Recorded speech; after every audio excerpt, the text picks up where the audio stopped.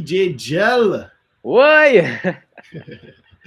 Welcome to Seattle. Welcome to Seattle Soca Live. And man, I'm so happy that you took this interview because we really want to talk to you about Soca and where it has taken you and all that kind of stuff. Man. Of course, yeah. Happy to be here. Happy to be a part of the show. Large up to everyone who's locked in right now. The crew in the comments. Yes. So man, so just to jump right into it, right? What got you into DJing? What got you started in DJing? Sure. So my mom actually she used to throw a lot of parties and fests. She was a part of a promotion Wow. team, and I would actually accompany her to the parties. And one place I would always end up is by that DJ booth. I'd always be Yeah. fascinated with how they set up, why they choose to mix certain songs when they were doing sound checks. So I was always that youth looking to see what it is they were doing. And I said, you know what? It's something I think I'm interested in.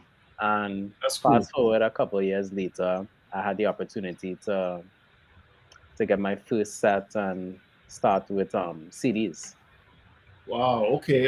So that was your first like CDJs. So you started on CDJs and you got up there and pull out your CDs Well, and not well, yeah, correct, yeah, the CDs. So I started with CDs first, and well, we all know that evolution from CDs to laptop now because right, right. if you scratch one or two CDs, that's it.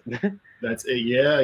Or if somebody, I mean, I don't know if in your time coming up, but if sometimes other DJs would kind of like take your CDs and thing like that and mess up your sabotage. You ever been sabotaged like that before? No, No. and new age DJing, yes, but not not back then because I came right before we transitioned to laptop to Oh, but laptop. you said in the new age DJ and you have.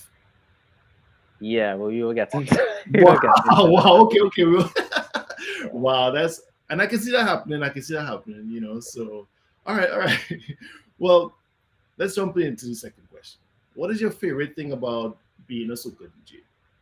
I would say, in addition to the ability to travel the world and experience the different carnivals, but Uh, also just the energy, right? For those of you who are familiar with soca music, of course, it gives you that euphoric feeling.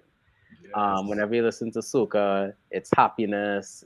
I don't want to say it's a natural high, but for me, I don't need to drink or smoke or do anything to enjoy the music. You could just feel the energy. Yes. And then when you add some liquor to that, is you're going It's through. it's even correct. It's even better. What is your favorite beverage when if you decide to take a drink when you're out? Um, there's two, mainly because in the States it's hard to find, but I like Angostura white oak rum. It's Okay. a very smooth rum. It's a local rum to Trinidad and Tobago, of course. Yes, I love that And as well. in my opinion, it's better than Bacardi. Oh Way yeah, smoother than Bacardi, yeah, yeah. yeah. Angostura all the way. Yeah, Bacardi had to take a seat when it. yeah, As far as white rum, yeah. Any oak from Angostura, yeah, some point. Angostura, I'm giving you a plug, yeah. So yeah, and Gel is giving me a plug as well. So yeah. all right, Even with a little coconut water and well, everyone knows this product, the Angostura bitters, the little dash. That yes, is my drink right there. nice. Obviously, you could find bitters anywhere in the world, and that makes it feel more like home. But Yeah, white oak for sure. and you can handle it because I never seen you or heard of you being too drunk to DJ yet. So Correct. But on that topic, I would say this. yeah, Big up to anyone from Bermuda. I think Bermuda is the only place I didn't think I could tolerate alcohol. wow, Chinese body, we bad, but Bermudians they like to take shots on top of a mixed drink, wow. and they're not necessary, and they mix the liquor. So if I'm drinking rum, they'll tell me to take a shot of Johnny Walker or some cognac, and yeah, that is the only place in the world I've been to so far where I say, you know what, I didn't think I could handle this. Wow, it's madness. But big up anyone from Bermuda locked in as well. Yes, big up All yourself. love. So here's your third question. What is the most challenging thing about being a soca DJ? I would say at least in the carnival space, I'll start there. Um, Doing multiple shows a night, I think that a lot of people don't understand that any entertainers in soca or in carnival itself, sometimes we have 4 or 5 fets to play in one day or in Right. one night. And that's very taxing. So if you multiply that by the number of weeks in the carnival season, for example, Trinidad, Right. you have fets from Boxing Day, which is the 26th of December, straight down to Ash Wednesday. And that in itself is a lot of work. Yeah. Wow. I mean, clearly, if you're good at planning or if you're working with a bookings agent, you can kind of Yes. stagger those things. But most times, you're making a lot of your money in that carnival season. And it could be Okay. Trinidad, it could be Miami, it could be Toronto. But that I would say is a big challenge. And Uh-huh. another thing for me personally is just the professionalism in the industry. Right. I think that we're still a very young genre um, compared to the others like reggae and dancehall. Right. We only celebrated 50 years of soca this year. Okay. Okay. So I think that we still have a long way to go in terms of getting the infrastructure in place. I'm not necessarily worried about being recognized as a genre per se, but we have bigger things to do in terms of just the professionalism and learning more about the business of music. You know, Right. showing up on time to interviews, um, learning how to market your music, having a marketing budget. All these things are very important, and it's things that Right. I think that our artists and our creatives are not educated about.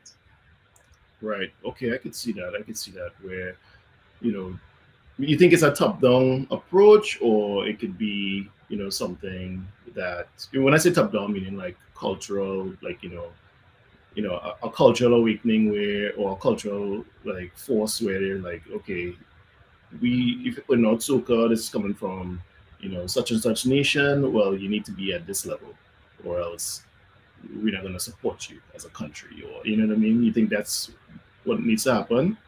It's hard to say because I haven't really seen a model that works. But Okay. I will say this, right? To your point, there definitely needs to be benchmarks, right? Right. Currently, I don't think we have a benchmark or any way of measuring success in soca music because it looks Right. different for different people, right? Yes. Yes. For Yes. certain people, it's getting bookings just for Carnival. For Yeah. some, it's having the highest stream song. For some, it's touring. So I Right. think that we have to look holistically to see what works, but we Right. definitely need something in place. And I feel like, again, me personally, we don't have that. Yes. Yes. I like that direction that you're going with having, KPIs in place, Right. key performance indicators, for soca, and even like someone that's a certifier, that's Right. saying, okay, you go to this website and you see, okay, Bungie is truly number one, and this DJ is truly number one, and but who would back that? That's the thing, right? Right. Or do we even need someone outside of the region to back that? Well, I personally feel that in the region, we should love ourselves a lot more, right? Right, In exactly. Trinidad and Tobago specifically, I'll say this.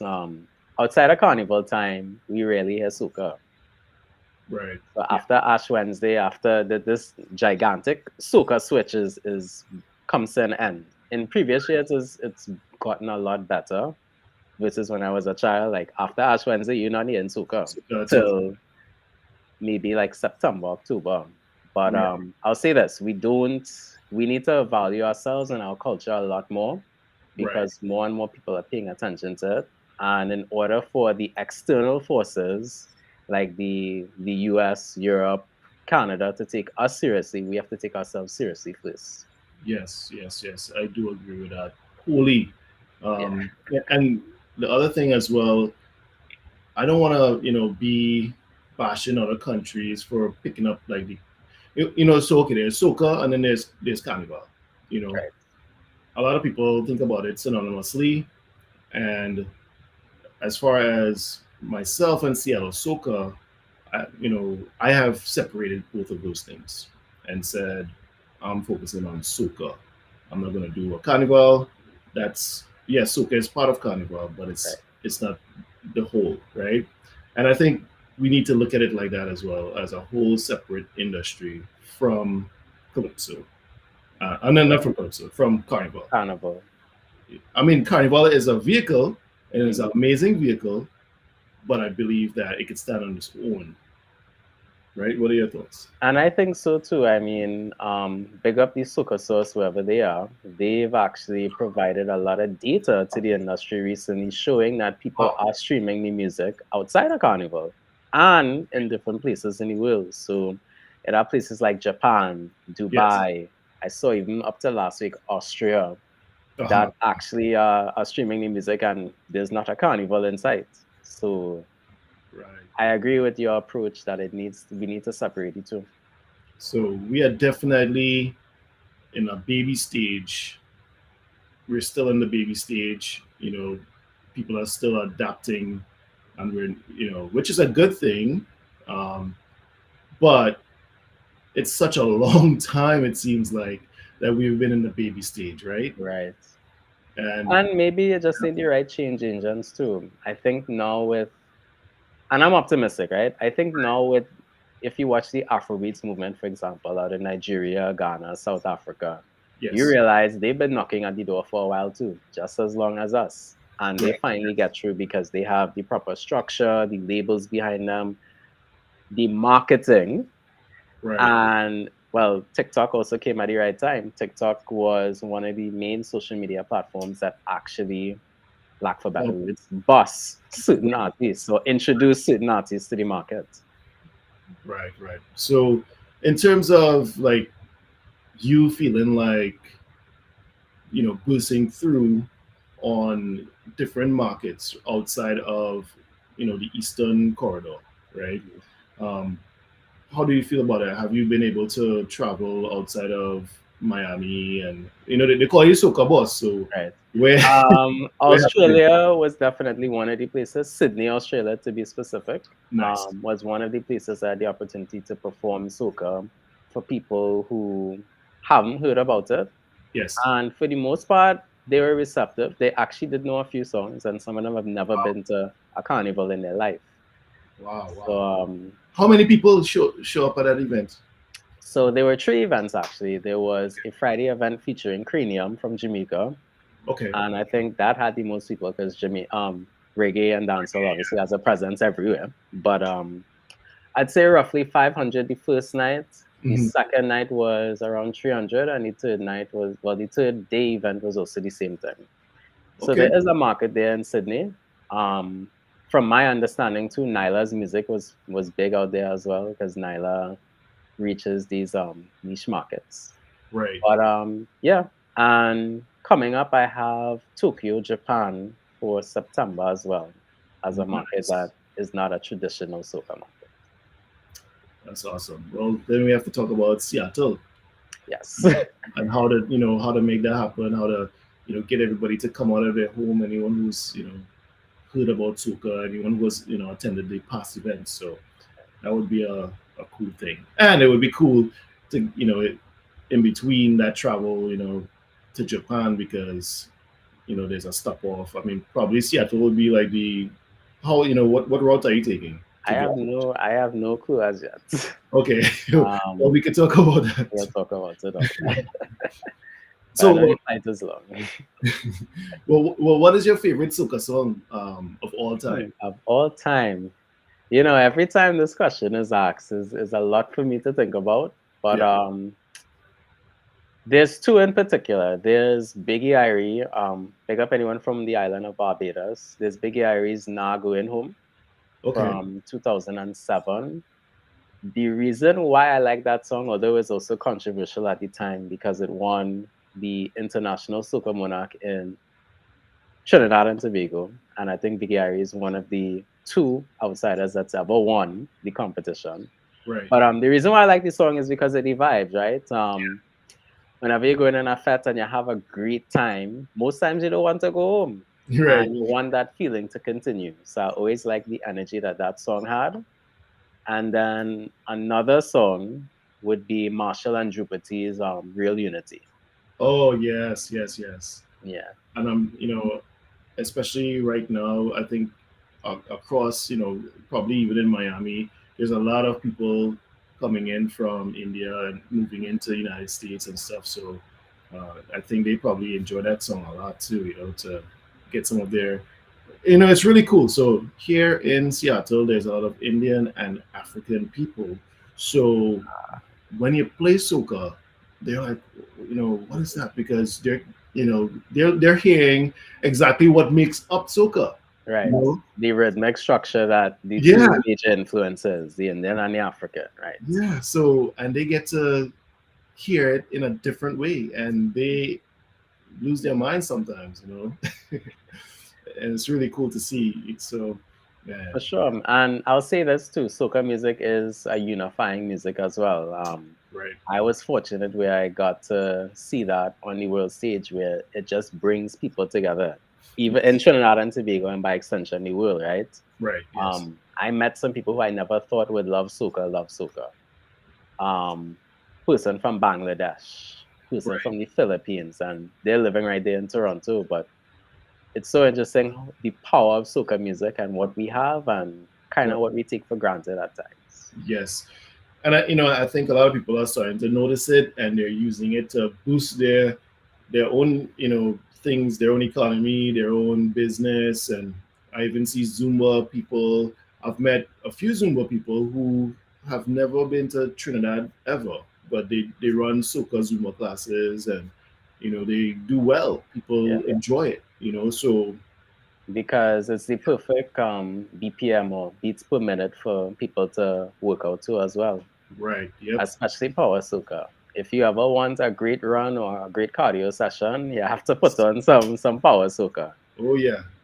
And and something just flips, right? A switch just flips in your at some point in your whole body and in your brain, and you have to move, you know Exactly. Yep. and that's the amazing thing. So who are some of your favorite soca artists, or the Um, favorite one?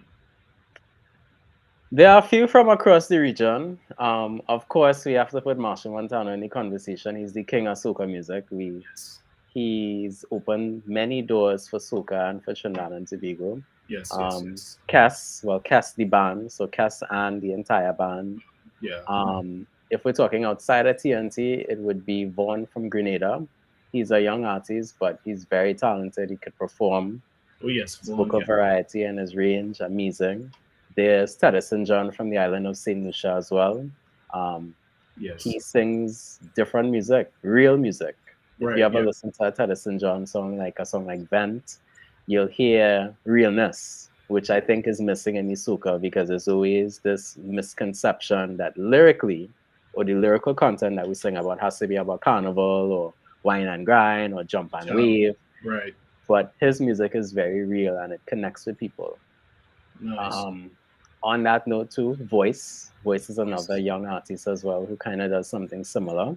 Yes.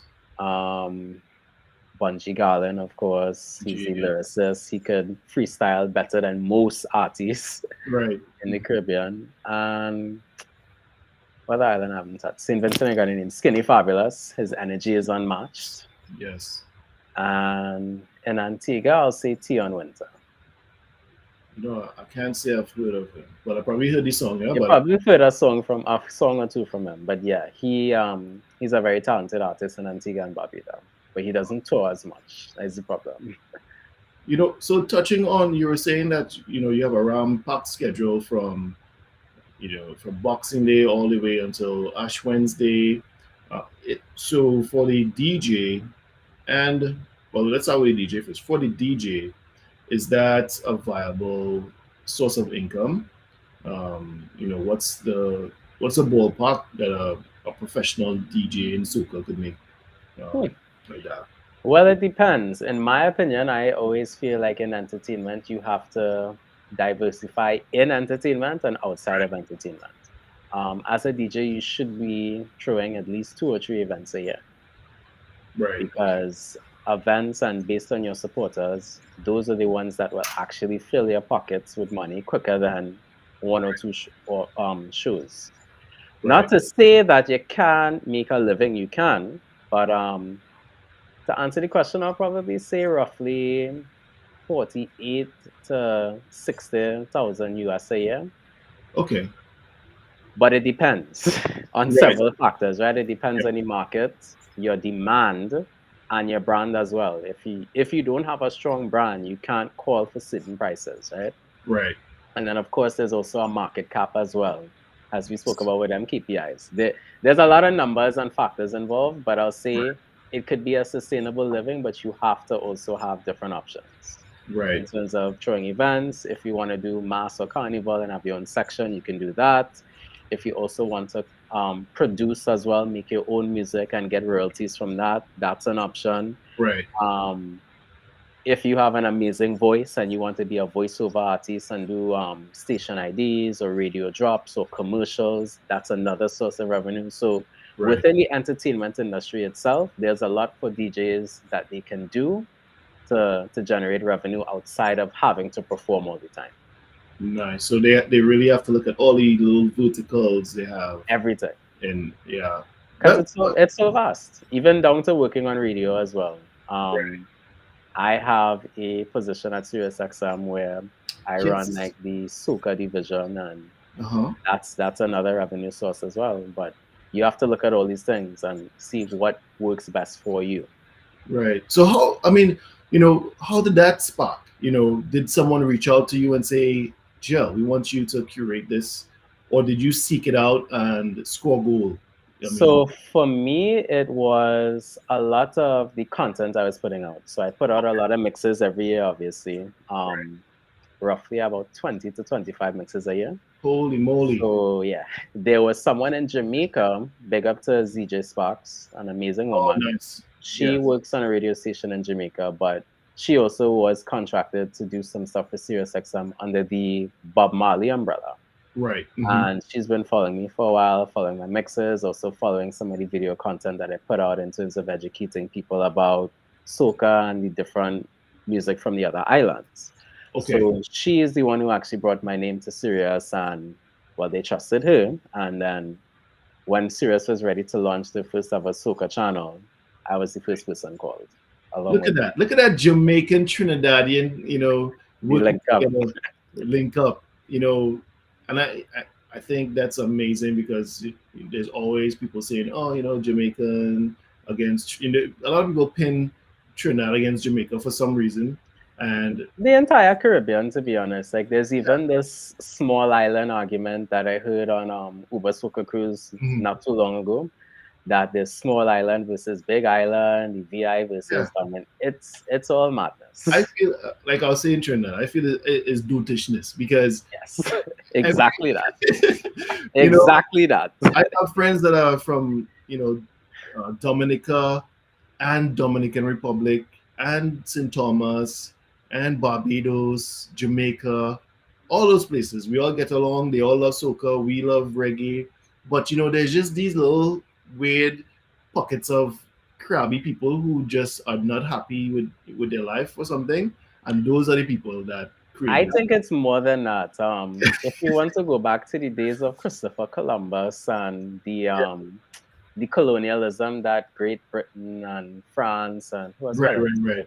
and Spain, they all benefited from slave labor, right? And Vision, yeah. in order for the slaves to be productive, they can't unify, they can't unite, Right, because obviously right, the right. moment the slaves or indentured laborers unite, they're gonna um, Overthrow. overthrow the slave Yeah. master. So That's that mentality, of course, is passed down. And in the Caribbean, I'd say this: we still have this generational trauma, right? That yes. slavery and indentureship left on the Caribbean, and we still have to address it. Yes, yes. We have to address colorism as well, Yes, big time, and classism. and classism, yeah, you because know, Jamaica, although Jamaica is majority African, people of African descent, there's still this classism that exists. And right, even with carnival over there, it's similar, where only the rich could only attend carnival and afford carnival, and that shouldn't be. right. I mean, and I saw that growing up in Trinidad. I was not super wealthy growing up in Trinidad or anything like that, and I saw where you saw that division, and whether whether you're black, white, Indian, Chinese, whatever, you know, there would be a classism between the people who could actually go and buy a costume and take part, or even take part in the artistry, right? Being able to go and learn how to play pan, or make costumes, or be a part of a mass camp, and Right. these different things. It would be sort of allocated, to certain people from different places, or who went to certain schools Correct. and that type of stuff. So ingrained, and that's the same thing, right? Ingrained in a lot of our history is that trauma and issues from slavery and stuff like that. So we're shaking it out. We gotta keep shaking it out with Bungie and Yeah, we and, have to all that continue stuff. to question it and educate ourselves too, because I feel like we could be so much further as a region Oh yeah. if we had addressed those issues early. Yes. Yes. Yes. Yes. All right. Well, let me jump on number 6. What is your favorite soca event to play at? For me, I would say any Juve. The reason being, it's not stush, right? Right. Yeah. Um, when you go to a Juve, your intention is to get on bad. Yeah. You have your paint, your powder, your mud, water, whatever the case may be. You rarely see a stush Juve. In Right. my entire career of doing this, I've never seen a stush Juve.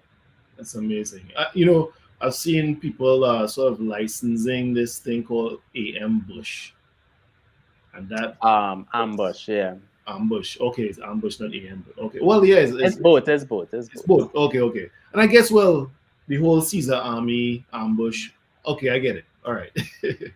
But that looks like an amazing event that could probably, work its way throughout the Caribbean and the little states and stuff. That, Yeah, so far I know they have it in Trinidad and Tobago, Barbados, and Jamaica. Um, it's I've attended one, and okay. it's pretty good. It's a decent concept.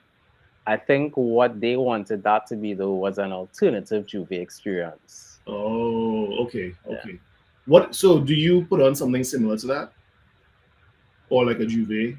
Not at this time. It's something that I have in the works, but I haven't figured out how to execute it as yet. Okay, okay. Well, before we go on to the next question, I'm gonna show everyone a little snip of the kind of events that you're actually involved in. Right. So let's All check out right. this video, man. DJ Jell, the soca boss in the building. Jell, the soca boss will be on the track. Go on again.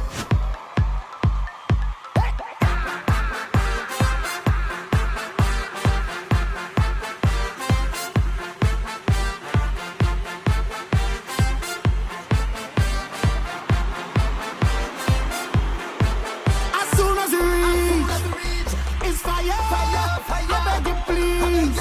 Don't want no water when we touch down. We reach. It's fire, fire, fire. I beg you please. We don't want no chaser and we run. When we come with stink behavior, bad behavior, that behavior. When we come with stink behavior, bad behavior, that behavior. When we come with stink behavior, bad behavior, that behavior. When we come with stink behavior, bad behavior, that behavior.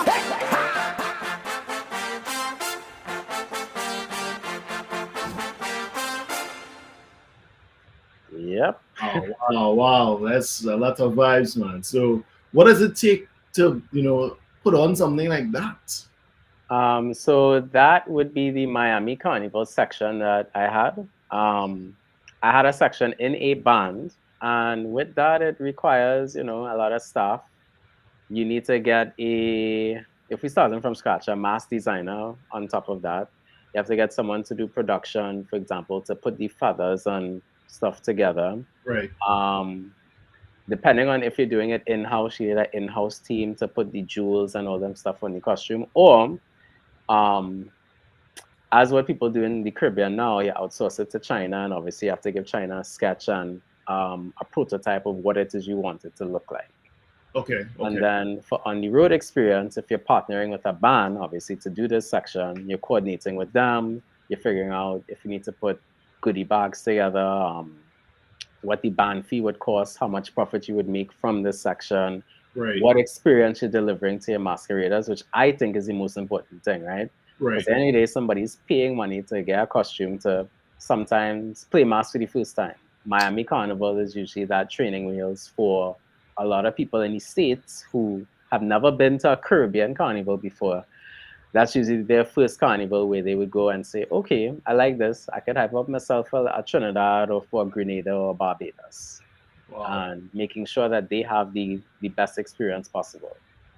So making sure that that bar is stocked, that people are greeting them with welcome drinks. What else did we do on the road?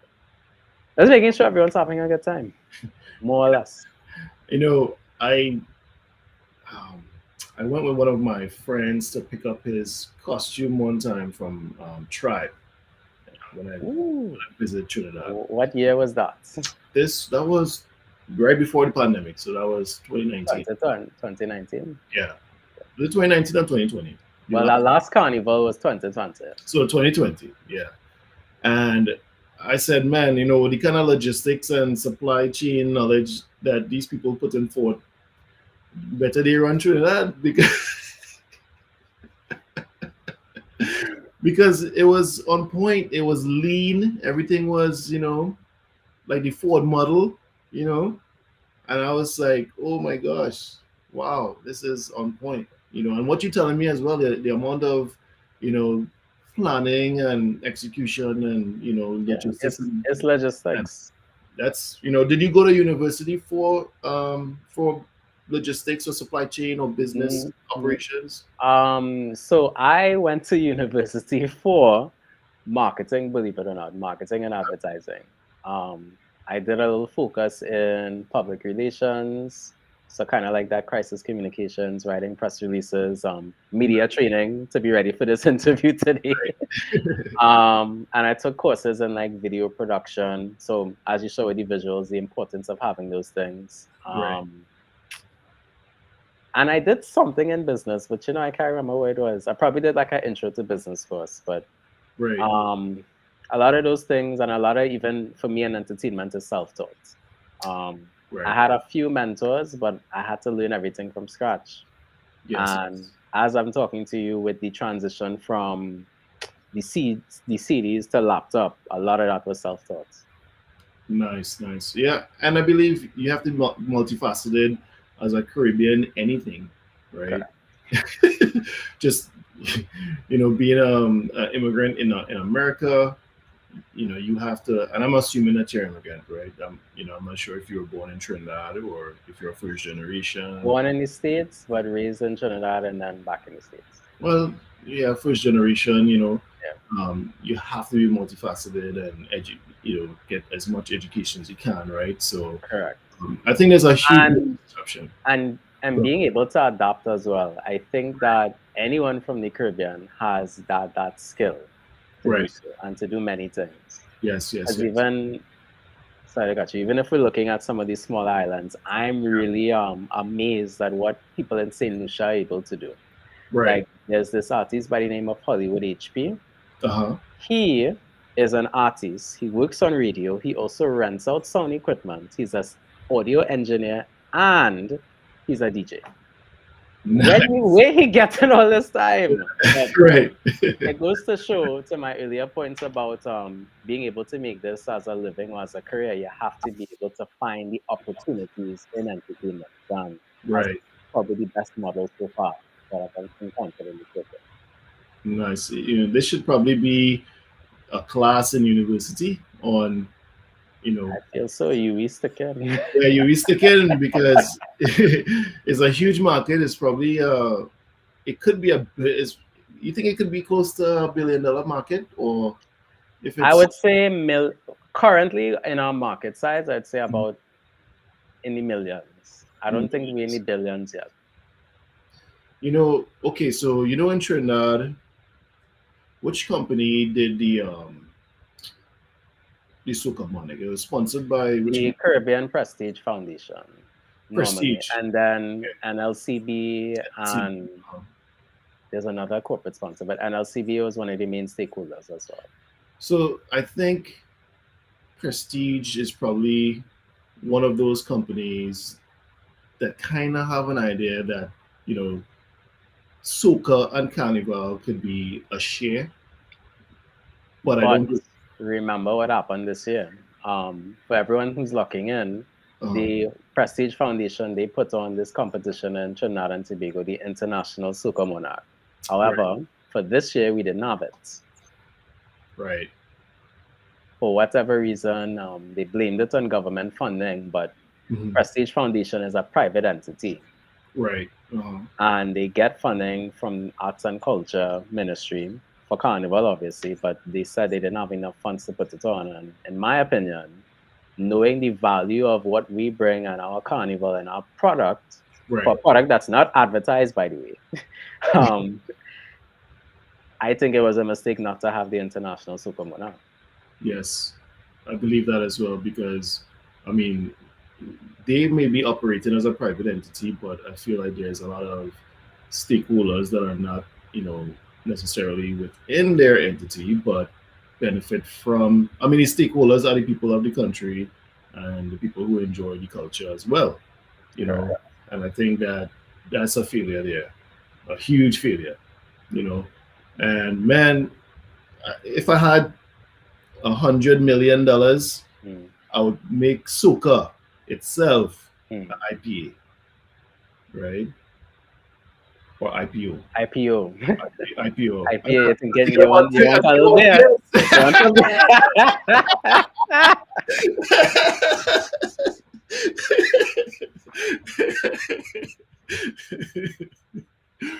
yes. But whoever, has the money and they could, I you know, mean, it's not to say that we don't have investors. yeah, There, if looking at Trinidad and Tobago on a whole, we called mhm, our company earlier Angostura Limited, who makes the right. white oak and the bitters. Hmm. Every year they record record-breaking revenues in rum sales alone and in bitter Right. sales alone. So there's investors. There's the Prestige Holdings as well, which owns the KFC and Starbucks in the Caribbean.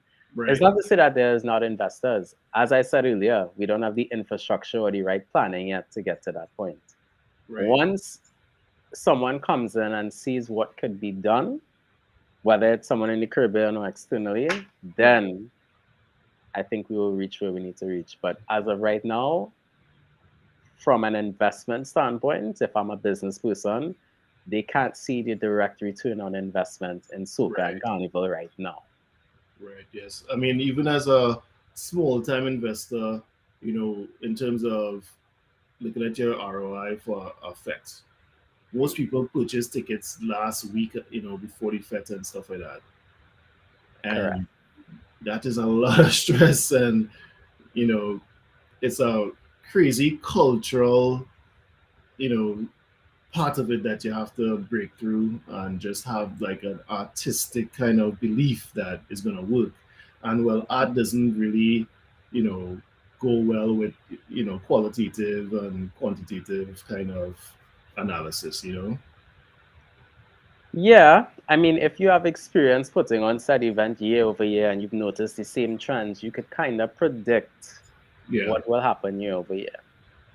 So you could possibly bring in a bit of, quantifying, that something could pull off and make a little return. For Yeah, I sure. guess. I Yes, mean, like, if you have the right strategy in place too, right? We spoke a right, lot about the marketing and having a budget for those things. Those things are really important.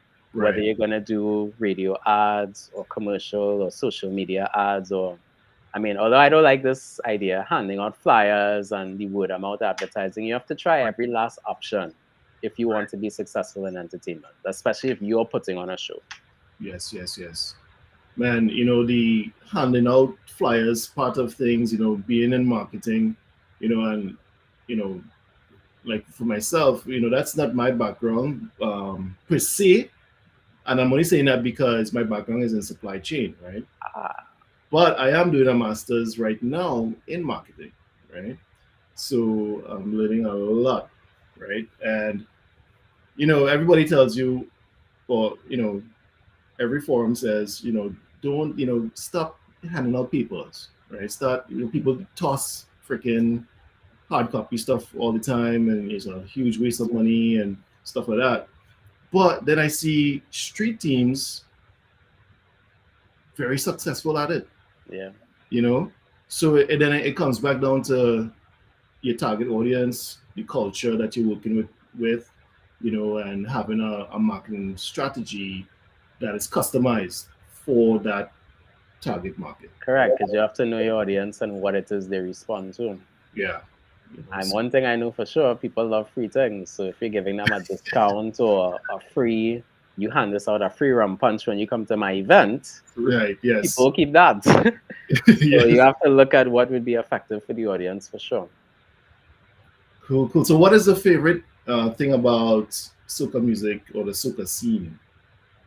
What is your favorite thing about the soca music scene? That is an interesting question. I would say the ability to just meet different people from walks of life. As I said, the audience in soca is very vast now from where it was 50 years ago, 20 years ago. Hearing everyone's story and how they found soca is great too. In terms of, I met a woman from Nashville Wow. who said that she was going through stage 3 breast cancer when she found Wow. soca music, and she was looking for something to cheer her up in the hospital. And fast forward years later, she's a survivor, but soca music is what got her through it. Wow. And That's amazing. for me, I just like hearing stories like that. I've heard a dime and dozen stories where people were depressed and they found soca and it lift them up, or someone went to carnival for the first time and they're in love with it. So for me, that's the joy I get in the soca music scene. Yes.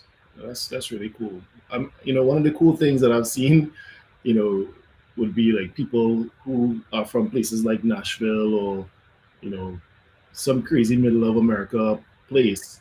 Ohio. Oh yeah, Ohio. Wisconsin. And they're like, yeah, I go to Carnival. And they say, who you link up with? I just go. And you're like, what? You just go? Okay. So that's amazing. So question number 8. What is your favorite thing about the soca culture? The soca culture. Hmm. Our ability to make fun out of any situation. Um, we don't let much things bother us. And I mean, there's a larger just way of living in terms of how we live in the Caribbean, but Right. we don't let anything bother us, right? We Yes, don't yes, stress out yes. about most things. So something may happen and brush it off. And that's what I feel a lot of people in our soca culture do. Despite whatever's going on in the world, it could be war with Russia and Ukraine, we always find a way to Right. have fun, to put on carnival. Like Lyrical has this song called Find a Way. The right when we were headed towards the end of the lockdown, he made the song. We find a way, find a way, find Right. a way to party again. And it's true. Yeah. We always find Yeah. a way to make a lime, to party, to fete, to enjoy ourselves. And that's what I really love about the soca culture. Nice, nice. Okay, question number 9. What advice would you give to someone who wants to become a soca DJ? Hmm. Have a lot of patience. I started when I was 14 years of age, and I'm turning 27 on Sunday, so less than a week. But Nice. I'll say this: I've been in the industry since I was very young, and Right. it's not easy. It's incredibly difficult. It's challenging. I joke a lot about this, but there is a soca mafia that exists Yeah. in the Caribbean, in Trinidad and Tobago, in New York, in Yeah. every region possible. And they are threatened by young talent. We Wow. have this fight down mentality that, we can't thrive as a unit, that we always have to have this crab in a barrel where if X is doing well, Right. Y can't do well. And a lot of youths who are in the industry are seeing that for themselves and they Right. get discouraged. A lot of them want to quit. A Wow. lot of artists, DJs, anyone really in the industry, they kind of get discouraged because there's not this resource that exists for them. There's not many mentors that will actually teach them, okay, this is how you transition between two songs. Or if we're talking about from an artist perspective, this is how you properly hold a mic and sing. Or this is how you play an instrument. There's not many resources. So as I said, with me being self-taught, you kind of have to figure out how to do things. And I would just say you need to be patient with our industry. We're still new.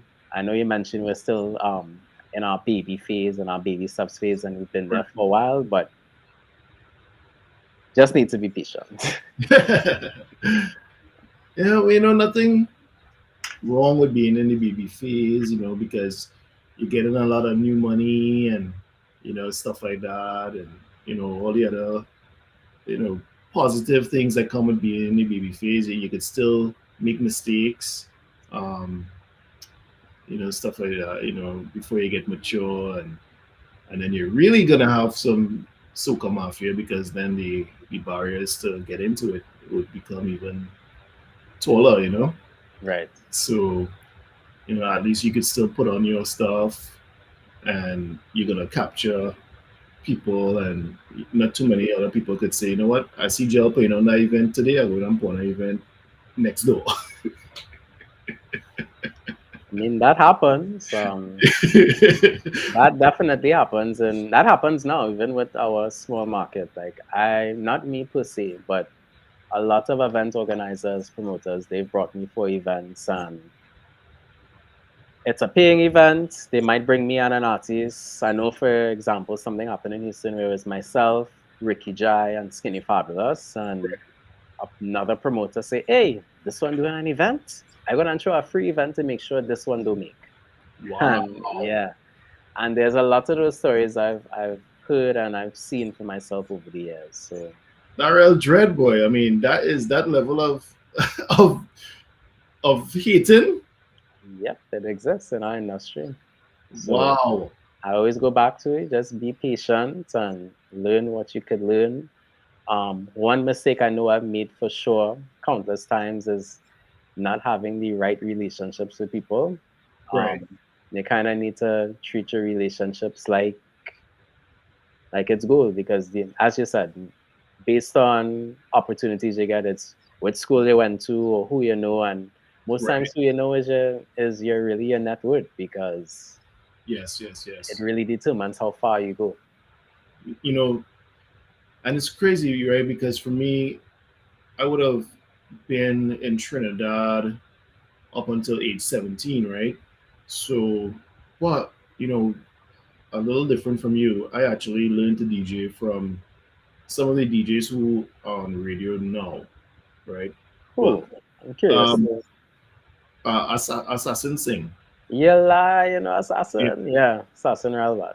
So he is probably one of the only persons that would have taken his time back then to actually teach you how to DJ and stuff. And he was putting out mixtapes in maxis and cars and stuff before he went on to 96 first. So even though he's a big star now, I still big him up and let people know, yeah, I learned from Assassin how to DJ. And Yeah, assassin's talented. I don't know if there's a lot of DJs or OGs doing that anymore for the younger DJs coming up. I know in Trinidad it have Shamari KRL. Hmm. He and DJ Chacha, they have this workshop where they Okay. actually teach DJ theory. I think the program is called Groove Theory, if I'm not mistaken. And they still do that for people who are willing to learn. Okay, well, that's pretty cool. But in terms of from an artist perspective, I know, God rest his soul, Uncle Blacks used to do that with the Ray Cape All Stars, or the All Stars as they're known today. Right. But I don't know who that is now, who's actually responsible for Grooming you training up. the next generation of talent and Right. our industry. Because although this is an interview about DJs, I always like to go back to the bigger picture. Right. I could only be as successful as the artist, the producer, as everyone else in the ecosystem. Right. Yeah. Because without them, I don't have the music to play. Right. I thought it was pretty cool to see how like Viking Ding Dong or Ding Dong, how he transitioned from okay radio DJ Ding Dong to Viking Ding Dong and doing stuff with you know Bungie and Fian and stuff like that. So I thought that was pretty cool to see. So Ding Dong's history is interesting because he was the backing DJ for Bungie and Fian for the Asylum Vikings. Okay, Um, so he would have seen and trained with Fian and with Bungie. Then on top of that, he had a job at 961, the top radio station in Trinidad, under Chinese Laundry. right. Um, he would have worked with Charles Marshall. Charles is also a radio personality and a soca artist. Super artist, So he right? would have seen what Charles has to offer, how Charles would perform, and his transformation too from a radio personality to an artist. So Right, for him, all those years of watching that, it was an easy transition for him right. because, and what he's really good at now, Ding Dong specifically puts out volume. I respect what he does because he puts out a lot of music every year. It's like, Where some of our artists struggle to put out 2 releases. yeah.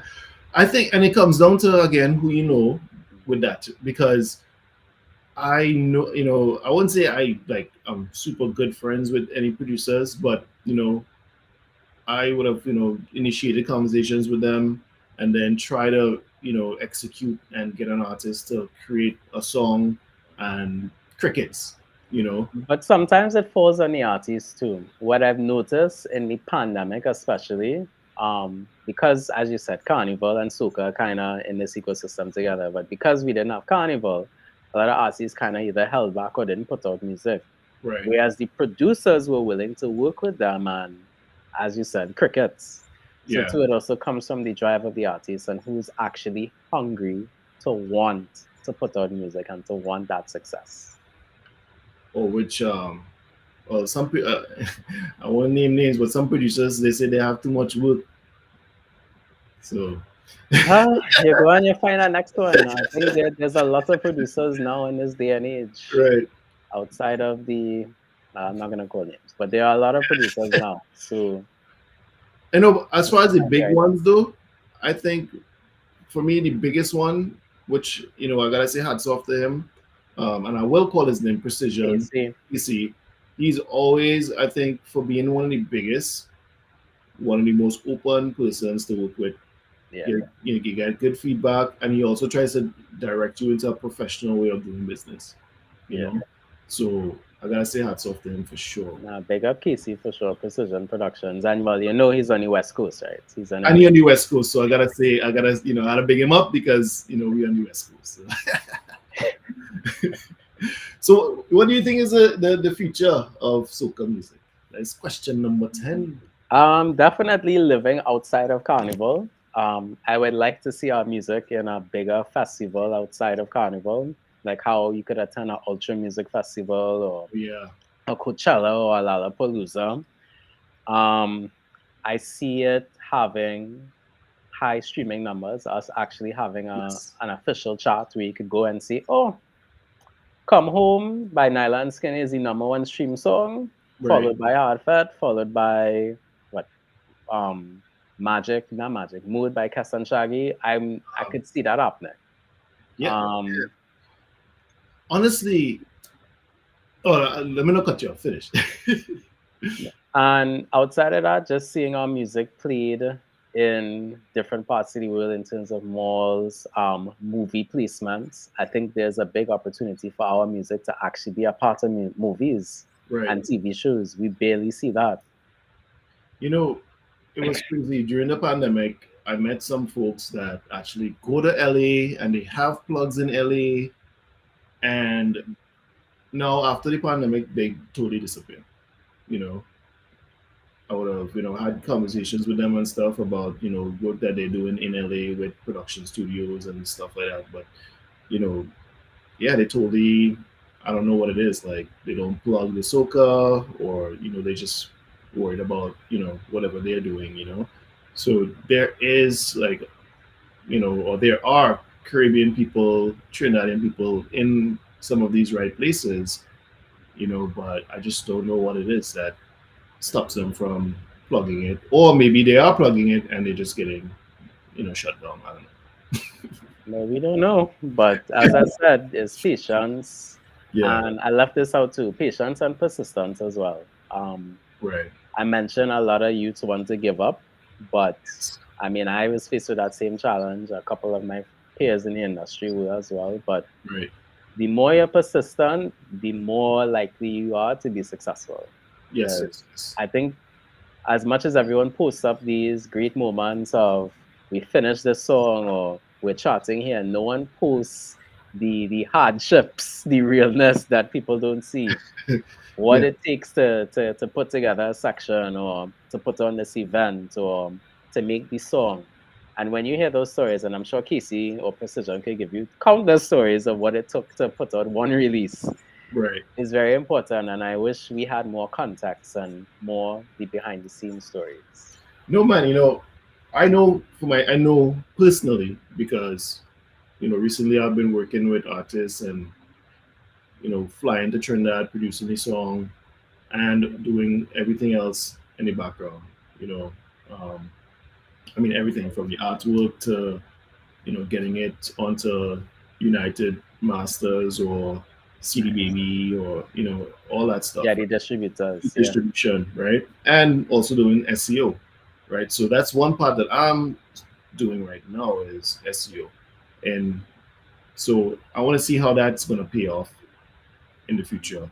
If it's going to work as far as well. I'm already seeing a little bit of uptick in people visiting the Soca, right? My website, right? Right. So, but now it's convincing, already, and I'm not trying to be Fox Fuse or these other guys, Julian Promotions or anything like that, right? I'm really trying to push soca so that people could hear it and also develop my own soca artists or put out my own soca artists, right? So in other words, you want to be a label. Yeah, so more like a sort of a marketing label, kind of thing, right? Another channel, right? Nice. A marketing channel. So yeah, and I think I think it'll pay off if I continue to follow the marketing theory of stuff, right? But there's that point of inflection, right? And that's the scary thing. Well, when you get there, you will know which path to take. At this point, you just have to try and experiment. And I Right. think everyone in entertainment should continue to try and experiment because I feel as if a lot of us are just afraid to fail. Yes. Yes. Yes. And in order for us to have a future of soca music, we have to fail and learn and then try again. Be persistent, Yes. being persistent. What? Okay, I know this is a question that's off the thing. No So, problem. is this the second Uber cruise that you've done, or This was actually my first ever, the one okay, in April, yeah. nice. In previous years, there was always conflicting dates, and I was happy I Uh, was able to make it work this year. Boy, that is such an amazing thing. A whole freaking cruise ship, being sold out. I mean, that must make some waves. No pun intended. You know. Right. No, it does. It's the largest soca festival at sea. Um, Uber Soca, I think they've been doing this for a total of 4 years, if we're counting this year. And yeah, it's soca people from across the globe. There are people from the Netherlands, London, Wisconsin, Trinidad and Tobago, Dominica, VI, Barbados, Vinci, St. Lucia. It had everyone. It Wow. normally has the top people who are in the industry as well, the top MCs, DJs, not necessarily producers, but the artists, their management. So what it allows people to do is have that authentic soca experience. You're up close with the artists as well. Most times you're seeing them going to have breakfast or having lunch or they buy the pool lineman. So that That's was a cool. pretty cool experience. Were you? Um, from an industry perspective, it actually allows us to have the hard conversations too. So like Hmm, all the challenges that we face that's and really cool. there's takeaways from that too. That's really cool. Hopefully there's like a big board meeting that happens at the Uber cruise. I mean, at some point, right? I Where mean, you, there's forums like that, so they would have like these panel discussions. oh, they have panel discussions in the. They normally they do. This rounds they didn't have it because there was a lot going on with the scheduling, but Right. normally they have that. And what I would like to see, even outside of Uber Soca Cruise, as you mentioned, this future Soca question, is us having a Soca conference. I think we need to have these hard discussions and takeaways from it as well. Yes, and sort of, and even little workshops, on, okay, how to do this, how to plan this, and and do it properly, so that we have, sort of we're synced on the way that it's done. Kind of like what you're saying, like Ultra and Coachella and Correct. these things, right? We would have been doing all these big soca events with big flags like Bungee Song, right? Yep. Way before any Coachella and all that stuff. But Yep. I mean, maybe they might have gotten those ideas from Woodstock. I don't know, I right? mean, they've definitely gotten ideas from us. A lot of Right. people travel to Carnival to see because at the end of the day, Trinidad and Tobago, and by extension, the Caribbean, we really love to party. And Yeah. to put on those shows, you have to have, the right level of production, sponsorships as well. Yes. Sponsorship is a big thing for Carnival. And clearly, if the local brands see the return on investment, there is something there. Yes. Yes. So Yes. obviously, the people who visited the country would know, oh, this is what Carnival and this is what these festivals do. We could probably create something outside. Right. And yeah, Awesome. Awesome.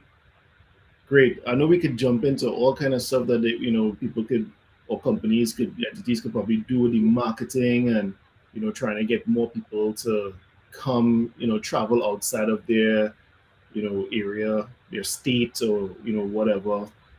There's a lot of room. There is a lot of room, and but you need that financing. you need the investors.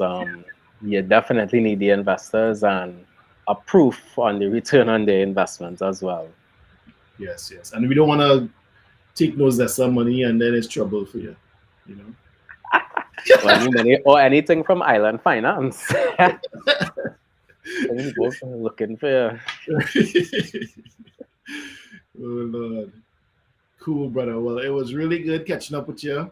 And likewise. we got the people. They really got to hear some cool stuff. Oh, but before I leave, we didn't talk about how they try to sabotage you.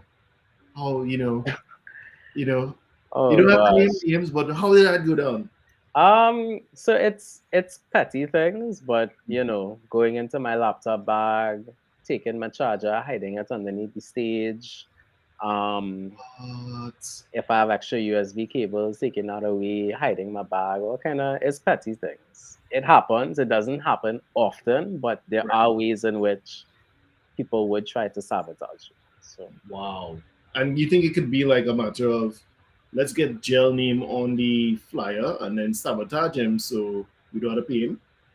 no, I think it's more so with the same crab in a barrel mentality I spoke about earlier, right? Right, yeah. If Gel is doing well, I can't do well, which is not the case. If Right, anything, we could all do well because at the end of the day, we want a bigger pot to eat from. right. We don't want to eat in this smaller pot when you could have a larger pot to eat from. Yes. And that is what I'm fighting for. Great, great, great. Cool, brother. So when are you gonna be in Japan? September. Let's get the calendar. September. I think that second weekend or third weekend in September, if I'm not mistaken. I know it's right after Labor Day. The 15th, the weekend of the 15th. Weekend of the 15. Okay. We'll see.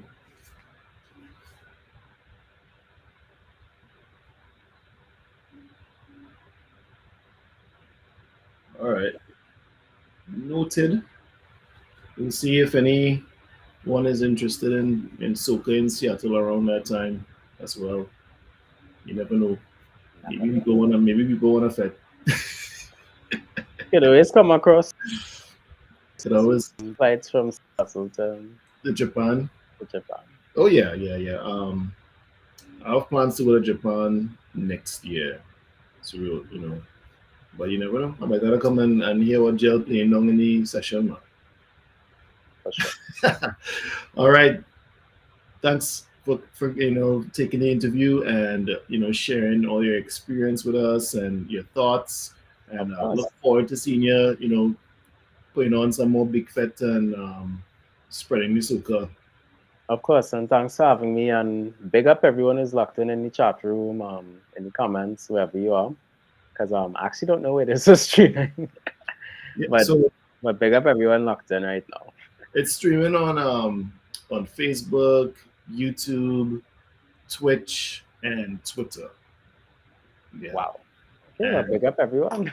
Yeah, and a lot of people come and they check it out after. So Gotcha. Well, that's for cool. those locked in, you could find me at Jelani Mix on Twitter, Instagram, Twitch, Facebook, YouTube, SoundCloud. Everything is at Jelani Mix. And if you want to download or listen to my mixes, you could listen at jelanymix.com. Awesome. Yeah, man, go listen to some gel. Go take a little sweat. Go and sweat the gel out of your hair. It have the Soca gym series just for that actually. So if you are a fitness junkie, it have those mixes for you there on the platform too. Amazing. All right, Gel, we're gonna see you around, buddy. Right. I can't even talk like I'm drinking out. Yeah, you wanted the IPA, yeah. You wanted that. All right, bro. All right, Seattle Soca. Peace.